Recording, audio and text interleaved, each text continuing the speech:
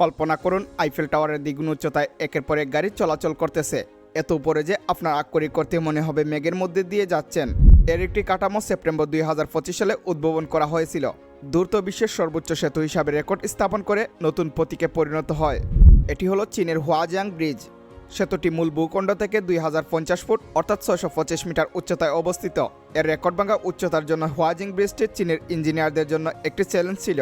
এটি পশ্চিম চীনের সবচেয়ে বিপজ্জনক পাহাড়ি পাকের মধ্যে একটির উপর বিস্তৃত, যেখানে কঠিন ভূখণ্ড এবং কুয়াশার কারণে আগের অনেক প্রকল্প পরিত্যক্ত হয়েছিল। কিন্তু টাওয়ার ঠিক উপরের দিকটিকে হুয়াজিং ব্রিজটিকে আরও অসাধারণ করে তোলে, যেখানে তারা ব্রিজটির উপর আস্ত একটি কফশপ নির্মাণ করেছেন। তো চলুন শূন্যজালের আজকের এই পর্বে জেনে আসি চীনের ইঞ্জিনিয়াররা কিভাবে এই প্রকল্প বাস্তবে রূপ দিয়েছেন, কিভাবে মেঘে ঘেরা কফিশপ তৈরি করা হলো, এর পিছনের রহস্যগুলো কি। এই রেকর্ড ভাঙা সেতুর যাত্রা চীনের সবচেয়ে দুর্গম অঞ্চলগুলির মধ্যে একটিতে শুরু হয়েছিল। গুয়াইজু প্রদেশের 92%-এর বেশি এলাকা উচ্চ পর্বত এবং মালভূমি নিয়ে গঠিত। তাদের মাঝে রয়েছে 8টি প্রধান নদী ও অসংখ্য উপনদী, যা গভীর উপত্যকায় তৈরি করা ছিল। ফলে পরিবহন ও বাণিজ্যিক একটি সমস্যা ছিল। লিউপানসুই আনলং এলাকার সঙ্গে যুক্ত করার জন্য লিউজি আনলং এক্সপ্রেস তৈরি করা হয়েছিল, যা হুয়াজিং উপত্যকা পার হয়ে বাইপান নদীর বিপজ্জনক পথ অতিক্রম করতে হতো। এজন্য হুয়াজিং ব্রিজটি তৈরি করার সিদ্ধান্ত নেওয়া হয়েছিল। পর্যবেক্ষণের সময় প্রকৌশলীরা একই কোর্সে দুইটি প্রকল্পের মুখোমুখি হয়েছিলেন। প্রথম প্রকল্পটি ছিল সহজ, ধীরগতি সহকারে চলাচলের রাস্তা তৈরি, কিন্তু সেতুটি পর্বতের চূড়ায় স্থাপন করতে হতো। অন্যদিকে দ্বিতীয় প্রকল্পটি ছিল সেতুটিকে আরও নিচে তৈরি করা, এটিকে ভাসমান এবং দীর্ঘ টানেলের উপর ঝুলে থাকতে হবে। শেষ পর্যন্ত তারা চ্যালেঞ্জটি গ্রহণ করে নেয়। তবে বি আকৃতির চূড়াটি দুই কারা পাহাড়ের মধ্যে 4600 ফুটেরও বেশি দূরত্ব তৈরি করেছিল, যা 1420 মিটারেরও বেশি দূরত্ব। এই দূরত্বের কারণে বিশ্বের সবচেয়ে উঁচু দূর ফ্রেম গ্রাড ব্রিজ, দীর্ঘতম আর্ট ব্রিজ, এমনকি বৃহত্তম কেবল স্টেট ব্রিজও এর চাহিদা পূরণ করতে পারেনি। শুধুমাত্র আল্ট্রা লম্বার প্রধান স্পেনের সাসপেনশন ব্রিজটি প্রকৌশলগত চাহিদা পূরণ করতে সক্ষম হয়েছিল। এমন দুর্গম ভূখণ্ডের মধ্যে প্রকৌশলীরা প্রথম দিকে দুটি টাওয়ার নির্মাণ করেন। পরবর্তীতে দুটি প্রধান কেবলকে টেনে যথাযথ স্থানে আনা হয় এবং সেগুলোকে সংরক্ষিতভাবে বেঁধে রাখা হয়। সর্বশেষে তারের কেবলগুলো ব্যবহার করে সেতুর ডেক ঝুলিয়ে রাখা হয়। কিন্তু প্রকল্পটি বাস্তবে অনেক বেশি জটিল ছিল। ব্রিজটি নদী থেকে 625 মিটার উপরে দাঁড়িয়ে আছে, পাহাড়ের চূড়ার উপর দিয়ে 1420 মিটার বিস্তৃত। এর উচ্চতার জন্য বিশ্বের সবচেয়ে উঁচু মানব নির্মাণ বুর্জ খলিফার সঙ্গে তুলনীয়। এই বিশাল পরিসংখ্যা দেখায় যে হুয়াজিং ব্রিজ কেবল কাগজে কলমেই বড় নয়, বরং প্রকল্পের মানদণ্ডের চেয়ে অনেক বেশি উন্নত নির্মাণ প্রক্রিয়া। পাহাড়ের চূড়াগুলির চ্যালেঞ্জ ছাড়াও কাঠামো ভিত্তিক আরও একটি সমস্যা তৈরি করেছিল। সেতুর টাওয়ারের ভিত্তি ফাটল এবং ভূগর্ভস্থ জল জীর্ণশিলার স্তরের মধ্য দিয়ে গভীর পর্যন্ত খনন করা হয়েছিল, যেখানে ছোট্টগুলো গুরুতর দুর্ঘটনার কারণ হতে পারত। প্রকৌশলীরা মাটির গভীরে 24টি বিশাল কংক্রিটের পিলার স্থাপন করেন। ভূমিকম্প বিরোধী ইস্পাত পুনর্নির্মাণ সহ টাওয়ারটি কয়েক দশক ধরে চলাচলের ভার বহন করতে পারবে তা নিশ্চিত করেছিলেন। ভিত্তি স্থাপনের চ্যালেঞ্জগুলো অতিক্রম করার পরে পরবর্তী পদক্ষেপটি পুরো সেতুর মূল স্তম্ভকে বাস্তবায়ন করা।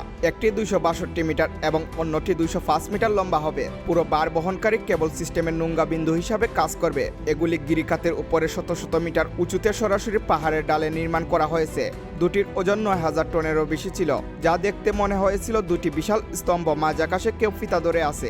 স্থিতিশীলতার জন্য শক্তিশালী ইস্পাত দিয়ে শক্তিশালী করা হয়, যা ভয়ানক বাতাস, কম্পন, এমনকি ভূমিকম্প প্রতিরোধ করতে সক্ষম। তবে এই বিশাল টাওয়ারগুলির পূর্ণাঙ্গ শক্তি প্রয়োগ করতে সেতুর উভয় প্রান্তে থাকা কেবল নোঙ্গা ব্যবস্থাকে পুরো কাঠামো ধরে রাখার জন্য যথেষ্ট ছিল না। এজন্য জেনফেং পাহাড়ি এলাকার ডালের 1,54,000 ঘনমিটার কংক্রিট দিয়ে একটি অত্যন্ত শক্তিশালী নোঙ্গা তৈরি করা হয়েছিল।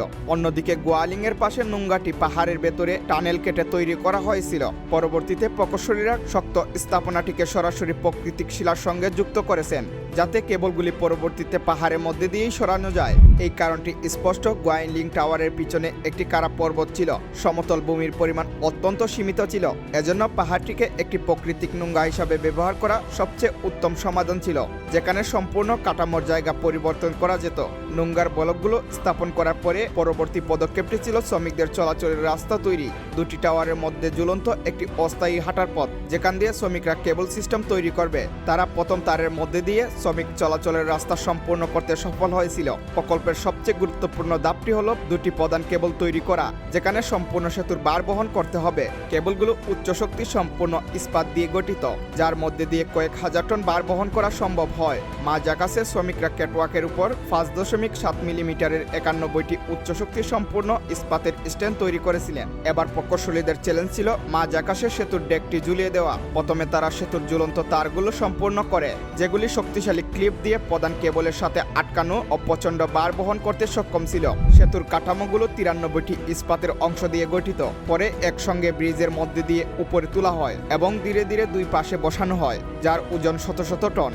যেখানে 2000 ফুটের উপরে তোলা হয়েছিল। 93টি অংশ একত্রিতভাবে বসানোর পর সেতুর ডেক তৈরি করা হয়েছিল, যা ঝুলন্ত ইস্পাতের কাঠামোগুলি পুরো কার্যকরী রাস্তার মতন রূপান্তরিত হয়েছিল।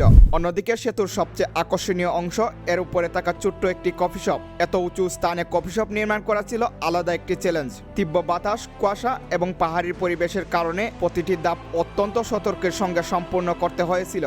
হোয়াজিং ব্রিজকে ঘিরে মানুষের আগ্রহ আরও বেড়ে যায় যখন সেতুর উপরে আস্ত একটি কফি শপ নির্মাণ করা হয়। এত উচ্চতায় বসে কফি পান করার অভিজ্ঞতা পর্যটকদের জন্য নতুন আকর্ষণীতে পরিণত হয়েছিল। সবশেষে 2025 সালের আগস্ট মাসে পরিচালিত হয় সেতুর প্রকৃত ওজন পরীক্ষা, ভার এবং গতির ক্ষমতা মূল্যায়ন। প্রকৌশলীরা 96টি ভারী ট্রাক্টর, মোট 3700 টনের ওজন ব্যবহার করা হয়েছিল। একাধিক সেন্সর ব্যবহার করে সেতুর চাপ এবং দুলের পরীক্ষা করা হয়েছে, যা নিশ্চিত করে যে সেতুটি যথেষ্ট শক্তিশালী। এই পরীক্ষার মাধ্যমে সেতুটির শুধু নিরাপত্তা নিশ্চিত হয়নি, বরং তার রিয়েল টাইম সেতুর অবস্থান নজরদারিতে সাহায্য করেছে। তারা সকাল 6টায় কাজ শুরু করত এবং প্রায়শই অন্ধকার হওয়ার পর ফিরত। বাতাস এবং রুক্ষভূমি ছাড়াও নির্মাণ সামগ্রী বিপুল পরিমাণের একটি বড় চ্যালেঞ্জ তৈরি করেছিল।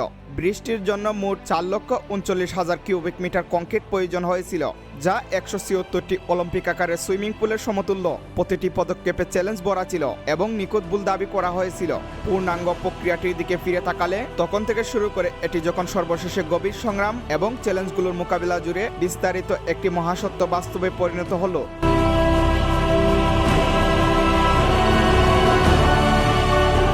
হোয়াজিং ব্রিজ কেবল কংক্রিট আর ইস্পাতে তৈরি চ্যালেঞ্জ নয়, সাহস এবং নিখুঁত দক্ষতার প্রতীক। প্রকৃতির বিপদ, কারা উপত্যকা, অশক্তিশালী বাতাসকেও জয় করে এই ব্রিজ স্থানীয় জীবনকে আধুনিক গতিতে যুক্ত করেছে। মানুষের কল্পনাচারীও কিভাবে বাস্তবকে জয় করেছে। এটি শুধু হোয়াজিং ব্রিজের গল্প নয়, এটি শিক্ষা, অনুপ্রেরণা এবং এক নতুন সম্ভাবনার দ্বার। আজ এই পর্যন্তই, দেখা হচ্ছে পরবর্তী পর্বে। আল্লাহ হাফেজ।